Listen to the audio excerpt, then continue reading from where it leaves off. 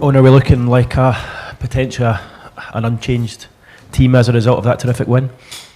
I haven't seen the wicket yet, so our selection decision and the balance of the side will be down to the wicket and what we think is the most effective against the New Zealand batting lineup.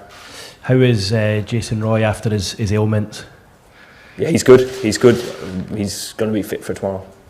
That's a great boost for you because he's been in terrific form, hasn't he? He has, yeah. Fantastic form. Him and Johnny at the top of the order in the Indian game really did set the tone for our innings on a wicket that we didn't feel was that good to bat on.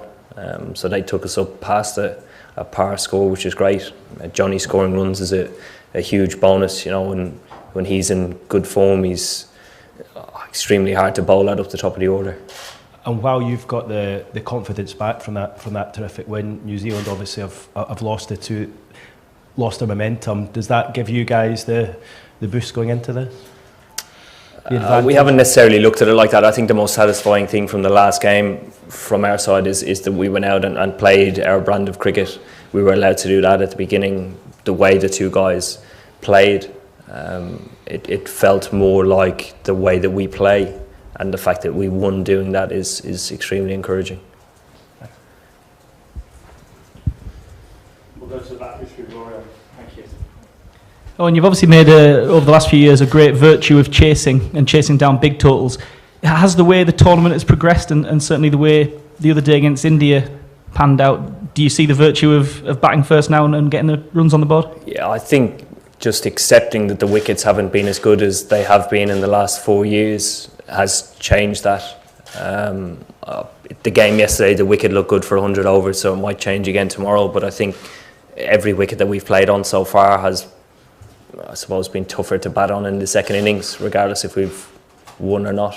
Even the games I've watched on TV, it's been tougher second innings.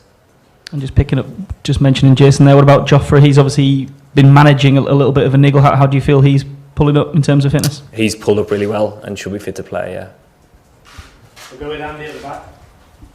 Owen, the fact that with the India game and now this game, it's effectively almost become knockout cricket, although it's still the group stage for England. Has that in some ways sort of helped sharpen England, the fact that they know there's no room for error now?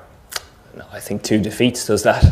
I think it was clear that after the Australia game that there was a huge amount of disappointment in the changing room, and the fact that we've been able to turn that around, identify where we're at and identify what we need to do in order to progress to the semis, make things clear about how we want to continue to play, which haven't changed, is important, and it's been effective. I read some commentary in the Times newspaper this morning that criticised Kane Williamson for being too cautious, too timid, and having a sedate style. Would you agree with that, and how would you describe his leadership style? I would disagree with that. I think Kane is an extremely good leader. I've played with him at Hyderabad.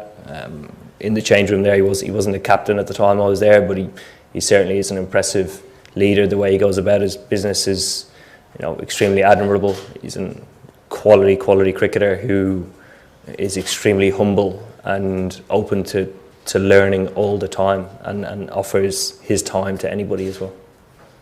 Yes, sir. Hi, Eoin, now that you head to the almost on the fag end of the tournament and the crucial phase, and everybody is saying that it's coming home. So how are you keeping your boys? Like, what are you telling them? Because the pressure, I'm sure, is immense. It's a matter of staying in the moment, identifying what we can do in order to contribute to the next game, which is tomorrow. So today is getting enough to put yourself in good form for tomorrow, or a good headspace to try and effectively win a game of cricket. That's it. Oh, and you guys have your explosive pair at the top of the order, and Jason and Johnny. The Black Caps have one, at least, in Martin Guptill. He's slightly out of form at the moment. Do you guys see him as a massive threat? And the fact that he is out of form, is it a matter of time before he kind of explodes into form? It's difficult to tell. We don't identify one particular player in any side.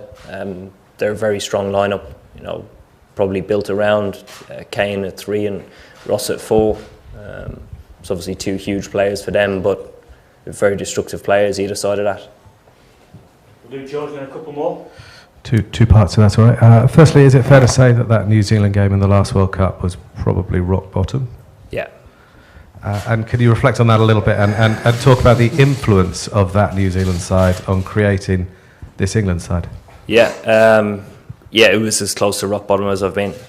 Certainly as a captain, as a player, being beaten off the park like that is humiliating.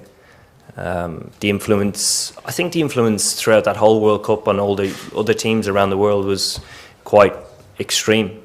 New Zealand proved a point that you can actually be really good humans and grow the game and play cricket in your own way and win at the same time, which is incredibly eye-opening for a lot of countries around the world. I thought that rubbed off on everybody in the World Cup. Yeah. Thank you. Eoin, sorry to just move away from cricket slightly, but there's already an England team in a semi-final. Any message for the girls tonight? No, good luck. It's been great to watch. I know a lot of the guys have followed it. It looks extremely hot out there, but the very best of luck.